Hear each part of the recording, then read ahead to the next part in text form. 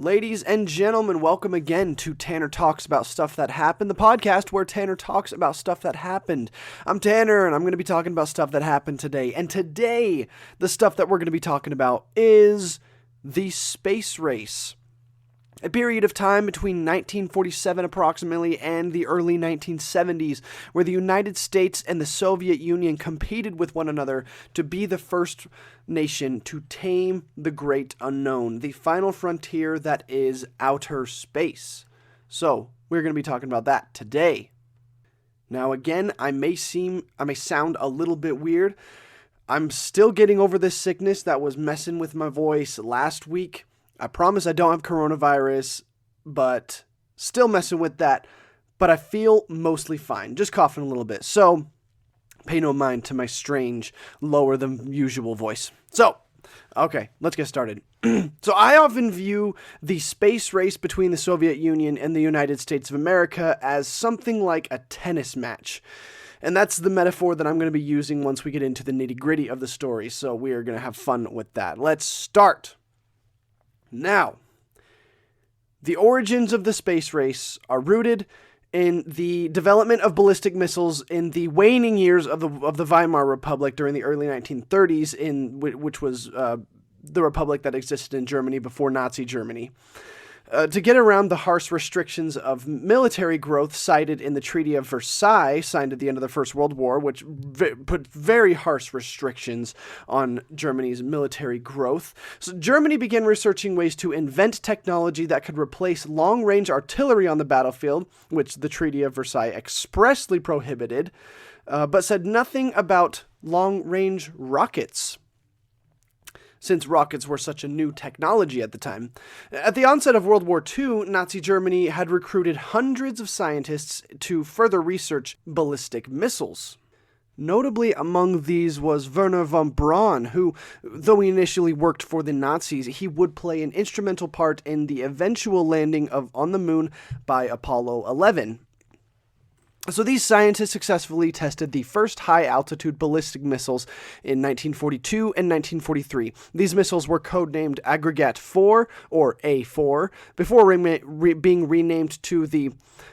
I'm going to try this, but... the Vergeltungswaffe 2, or more commonly known and more easily said, the V2 rocket. This rocket has a range of 200 miles and could carry a warhead weighing almost 3 tons whilst traveling 2,500 miles per hour, such a speed making it basically invulnerable to detection, as radar detection would be followed by impact in seconds, essentially. As Germany began to realize that they were fighting a losing battle in 1944 and 45 after D-Day and the Russian invasion of the Eastern Front, the V-2 rockets became a central tactic in their attempt to pretty much bring down the entirety of Western Europe and prolonging their eventual defeat. If they were going to go down, they were going to bring everyone down with them. So between October of 1944 and August of 1945, over 3,000 V-2 rockets were fired into Western Europe by Germany. Among these, 1,664 fell in Belgium, most in the fortress city of Antwerp. 1,402 fell in the United Kingdom, mostly in London. 76 fell in France, 19 in the Netherlands, and 11 in Germany. All in the town of Ramagen, as the Allies advanced deeper into the fatherland. So at the end of the war, the Soviet Union and the United States took different approaches to their missile research. As the Soviets claimed Eastern Germany and set up the Eastern Bloc, they moved dozens of scientists into the region to salvage all they could from the ashes of the fallen Nazi Germany, while also forcing many former Nazi scientists into the Soviet task force. The United States, on the other hand, decided to take as many rockets as they could, learn from them, and start from scratch, while also taking dozens, if not hundreds, of Nazi scientists across the Atlantic with them as part of Operation Paperclip, which was a secret program conducted by the Joint Intelligence Operations Agency between 1945 and 1959. I'm a conspiracy nut, and this is one of my favorites. In a move that is still controversial today, instead of facing life in prison for their war crimes, Nazi scientists had the option to work for the United States in the research and development sector. As would be expected, Most agreed, and among these scientists was our friend Wernher von Braun. Scientists in the United States rehashed plans drawn out for the V-2 rocket and created hybrid rockets of their own, starting with the WAC Corporal V-2 rocket in 1949, the first two-stage rocket ever invented. A two-stage rocket is essentially a stage that blasts off into the atmosphere, part of it breaks off, and basically is useless, and the other half continues on into space. Now we have like 10 or 15 stage rockets. There's crazy stuff going on with technology. It's awesome. And simultaneously, the Soviet Union had created their first version of the V-2 called the R-1 rocket, first tested in 1948. Though the R-1 was essentially a carbon copy of the early A-4 model, it was manufactured in Soviet plants, which gave the Soviets a leg up and value information on how to develop and build future rockets. So after both these nations had created their respective rockets, both based on similar designs, but with unique aspects in each, both had taken notice of the other. After the United States had dropped the atomic bomb in 1945 on the cities of Hiroshima and Nagasaki in Japan to end the Second World War, the Soviet Union, pretty unnerved at something of such raw power being held in the hands of a single nation on the planet, they set about researching their own forms of the atomic bomb, achieving their first successful test in 1949. And this test did not fly under the radar, with the United States receiving word of it pretty quickly. In my opinion, the first successful nuclear test by the Soviet Union can be pinpointed as the beginning of the space race and the beginning of the Cold War, and by extension, our tennis match that I mentioned earlier, because the two superpowers now began scrambling to create a vessel capable of carrying such nuclear weapons into the atmosphere and detonating them on the other side of the globe. So the first rocket designed and built entirely on United States soil was the PGM-11 Redstone rocket, a short-range ballistic missile, a missile that had its first successful launch in 1954. And the United States gave the first serve in this new tennis match with this rocket being launched.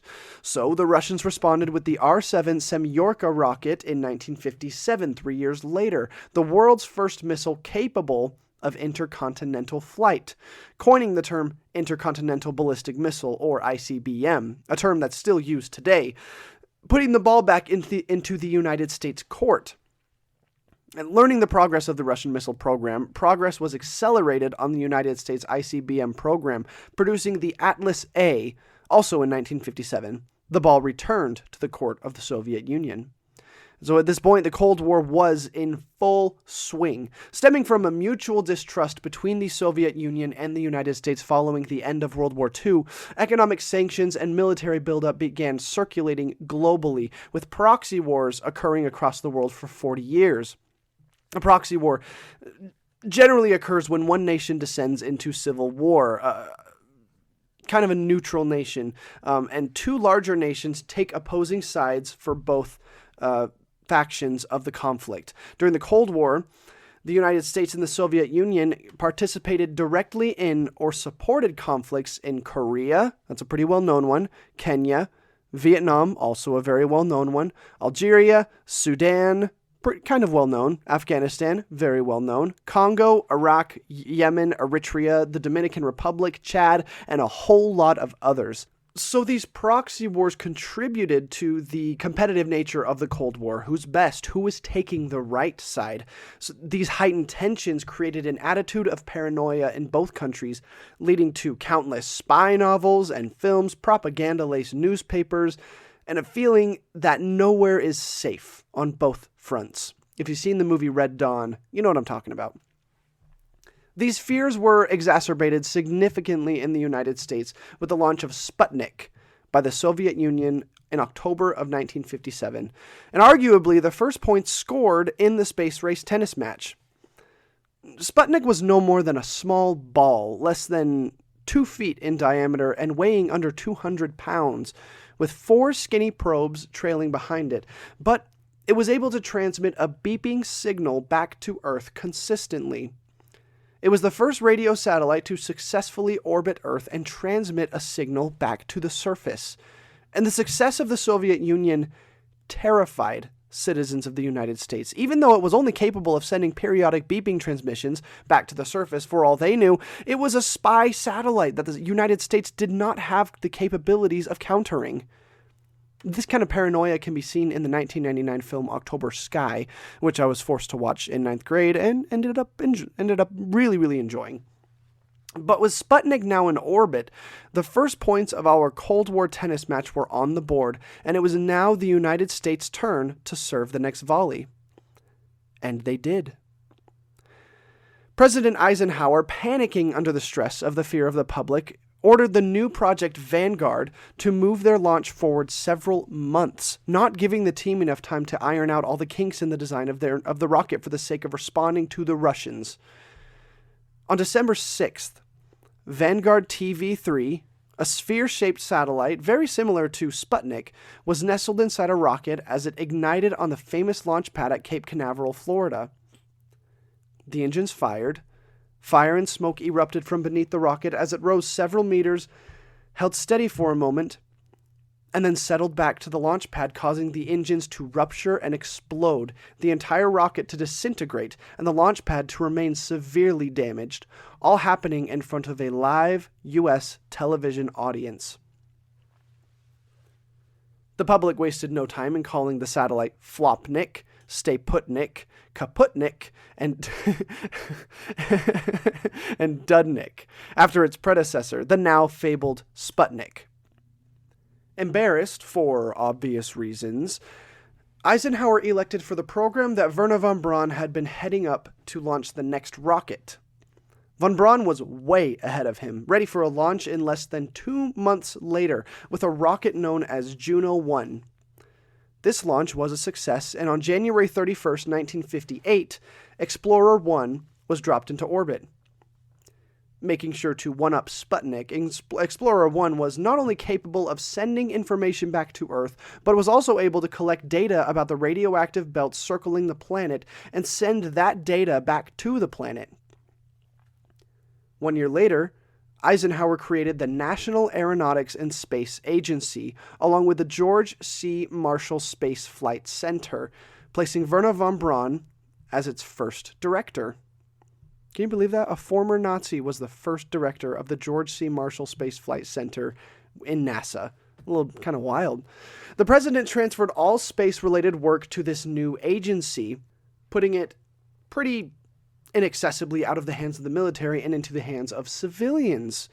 The United States, after a brief hiccup, was back in the tennis match in full force, and it was time for the Soviet Union to play their next move. Now it was the Soviets' turn to panic, and they started the Luna program, scraping together 6 rockets in the next 2 years with the purposes of taking pictures of the moon and sending them back to Earth from space. The first 3 rockets exploded on the launch pad. The 4th missed the trajectory to take any pictures of the lunar object. The 5th launch failed entirely. The 6th crashed into the moon, and the 7th finally was able to slingshot using the moon's orbit and taking pictures of its far side. The United States responded with the Ranger program, creating the now famous Jet Propulsion Laboratory. The Ranger program ultimately resulted in 7 rockets being built, just like the Soviet Union, also to collect information about the surface of the moon, the first 6 either failing to launch or malfunctioning in space. It wasn't until Ranger 7 took pictures of the moon before impacting it that NASA had declared the program a success. Now, with the ball back again in the Soviets' court, they decided to up the ante. On April 12, 1961, the Soviet Union launched into orbit a craft known as Vostok 1. Inside, a 27-year-old man named Yuri Gagarin became the first human being to witness outer space firsthand. He was weightless for 108 minutes before piloting the craft manually back into the atmosphere and ejecting at 23,000 feet, parachuting back to the planet. While the United States had been pioneering a similar program to get a man into space, aptly named Man in Space Soonest, they were stunned at the Soviets' progress. 1 month later, they followed suit, with Alan Shepard being the first American man into space. Knowing they had been lagging behind for 2 consecutive advancements in technology, The United States, now led by John F. Kennedy, still licking his wounds from the failed and kind of miserable Bay of Pigs invasion, which I'm sure I will do an episode on later, resolved to deliver a knockout blow to the Soviet Union. In 1961, in a speech delivered as a nationally televised broadcast, JFK called upon the nation to, quote, commit itself to achieving the goal before the decade is out of landing a man on the moon and returning him safely to Earth. Close quote. The race was on. In the next decade, the United States would claim an initial victory as John Glenn became the first person to orbit the Earth. The Soviet Union would follow up by setting a record with the Vostok 4 with 4 consecutive days spent in space, the longest period up to that point that people had been in space, as well as launching the first woman into space with the Vostok 6. The United States shot back with a new record of 8 days in space on Gemini 5. On Gemini 8, Neil Armstrong was the first to successfully dock 2 spacecraft together, and on Gemini 12, Edwin Buzz Aldrin spent 5 hours working outside the spacecraft, proving that humans could perform productive tasks outside the safety of a craft. Well, in spacesuits, of course. Both Neil and Buzz would be assigned on the first mission to land on the moon. Things seemed to be going well in the race with both nations until the game was brought to a halt under very tragic circumstances. On January 27, 1967, a fire erupted inside the cabin of a spacecraft due for launch 1 month later as it performed a routine test launch. This fire tragically killed 3 astronauts, Gus Grimson, Ed White, and Roger Chaffee, all American astronauts. The deaths were caused due to safety precautions being overlooked in favor of speed of construction. This was Apollo 1, the first mission in the program headed for the moon.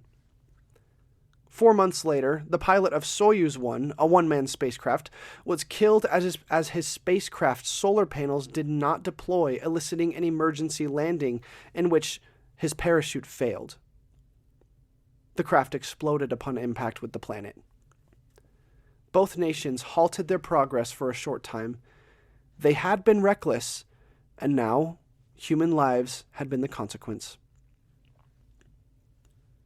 In 1968, late 1968, the United States declared that all flaws in their Apollo 1 design had been corrected and proved it with a flawless mission launched on October 11th and lasting 11 days, helmed by the backup crew for the Apollo 1 missions.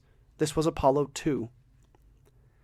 Practically simultaneously, the Soviet Union fixed the parachute and control issues with the Soyuz 1 and launched Soyuz 2 with the purpose of attempting an in-flight docking procedure. Though the procedure was a failure, the craft returned to Earth with the pilot inside, alive and well. The race was back on. The Soviet Union achieved another first. It docked Soyuz 4 and Soyuz 5, transferring a pilot between crafts. This had never been done before. The United States responded by sending Apollo 8 into lunar orbit, not the orbit of the Earth, the orbit of the moon, the first time it had ever been consistent, making 10 orbits and creating one of the most watched television broadcasts in history. Then, Apollo 9 sent a lunar module designed to land on the moon into low Earth orbit to test the waters. Apollo 10 did the same, bringing the lunar module as close to 50,000 feet above the surface of the moon. NASA decided that it was time for the big one. Across the world, the Soviet Union was fumbling with their success. They were not having a good time. They had designed the N-1 rocket, a super heavy rocket created with the purpose of taking humans to the moon, but not just the moon, beyond, perhaps to Mars. But after 2 successful launches, a third launch in July of 1969 exploded upon ignition, the explosion being so large that it destroyed not only the launch pad, but the entire launch facility. All data about the N-1 rocket incinerated with it. It was a disaster of biblical proportions for the Soviet space effort. On July 16, 1969, at exactly 9:32 a.m., A giant rocket known as the Saturn V AS-506 rocket lifted off from the Kennedy Space Center Complex 39 in Florida.